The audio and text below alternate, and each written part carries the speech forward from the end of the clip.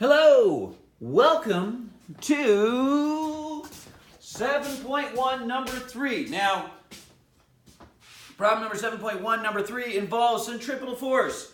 In this case, a very, very, very large loop. This loop is so big that you could actually put the Earth on the inside. So here's the Earth, and there's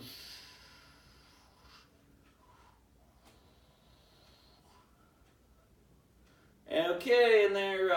So there you go. You got the Earth there, and there's Spain over here, and there's Africa out there, and Norway, and whatever. I don't know, there's Britain or something like that. And over here, well, you know, you get the idea. We could put the entire Earth in the middle of this loop, and way out here on the outside of the loop, there is you out there floating along in your spacesuit. So, what I want to know is you're going around, but that doesn't make sense. Newton's first law says that you should go straight. There must be some force that's accelerating around you. Some kind of centripetal force that is causing you to go in a curved direction and not straight. So we're going to figure out how big does this centripetal force have to be in order to get you to do this. Now, you are going to be out in space.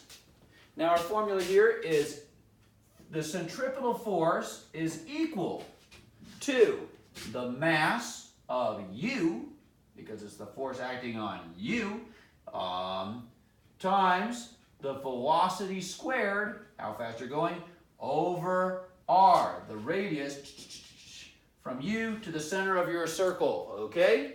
So, let's figure it out. Now, I have to write some things down, and I don't have my glasses on, so we're just going to do this together. Now, by the way, folks, with these large numbers, I highly recommend putting these things into scientific notation. The reason why I do this, it just makes the math easier, strange as it sounds.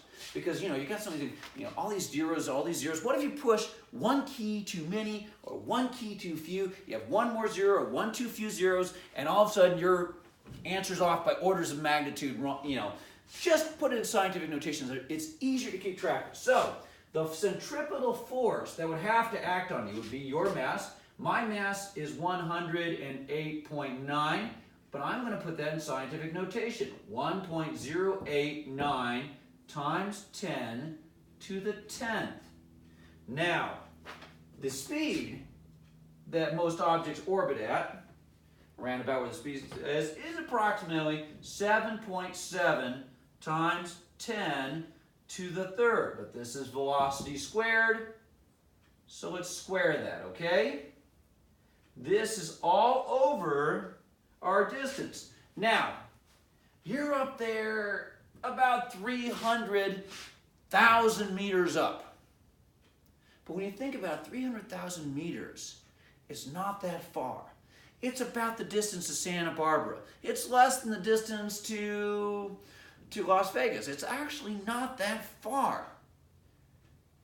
But that's on top of the whole radius of the Earth. So I'm giving you a radius of 6.74 times 10 to the 6th power. I hope that's visible. I'm sorry, the brown marker doesn't really erase well. So I'm hoping that's visible to you guys. You know what? Let's erase this. Go back to blue. 6.74 times 10 to the 6th power. So that's our distance out there. Now, talk is cheap. Let's calculate. Now, one thing, let's start out by squaring this. So we get FC is equal to 1.089 times 10. Ooh, boy, I just realized a mistake I made. It's supposed to be 10 to the second. I apologize. Times 10 to the second times 7.7 is 59, or 7 7.7 squared is 59.29. 2 times 3 times 10 to the 6th. All this is over still 6.74 times 10 to the 6th. Now, a couple things you might notice. Woo, woo! That was easy. That canceled out quite nicely.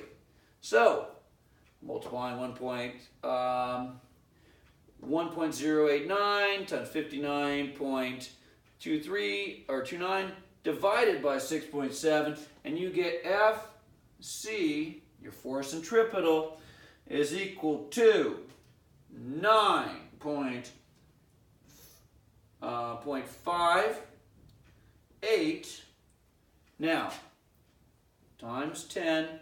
Now, after all this talk about doing it in scientific notation because it'd be easier, well, the scientific notation cancels each other out. We're basically just left with a 10 to the second.